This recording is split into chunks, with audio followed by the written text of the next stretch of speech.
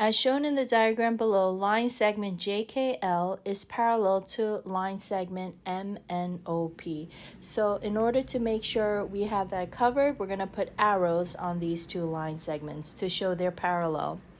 Okay, next in the reading, line segment KRN and line segment OR is congruent to line segment ON. And in order to show that, we put slashes. Next, we have measure of angle POR. So measure of angle POR, that's 116. So let's plug that information in. And it says, what is the measure of angle LKN? LKN. So it's this one right here. So we'll put a question mark. Okay, so first of all, whatever information we're given, we're going to just dig deeper. So what's the relationship between these two angles here? They're sitting on a straight line, so they are supplementary angles. And supplementary angles mean they add up to 180 degrees. So 180 minus 116 gives us 64. So this angle here is 64 degrees. Now, by triangle sum theorem, we know that a triangle's angles add up to 180. But if you look carefully at this triangle, we have a special triangle. We have an isosceles triangle. So let's write this vocabulary word down. Isosceles triangle, two equal sides. So these are the two sides that are equal. And we also have two equal angles. So these two angles are congruent. Okay, so let's go back to triangle sum theorem.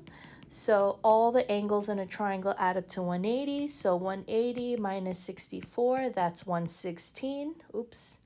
And these two angles are congruent. So we're going to divide 116 divided by 2, and we get 58 degrees. So each of these angles is 58 degrees.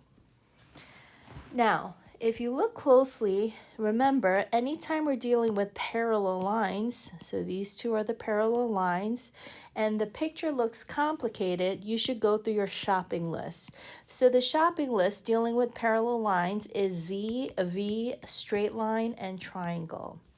So if you look at this picture, we can find a Z. So what does that mean? So I'll highlight that in green.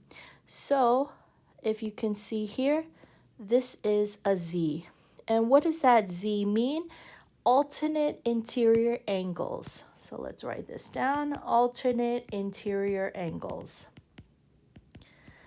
So the angles that are inside the corner of this Z are congruent.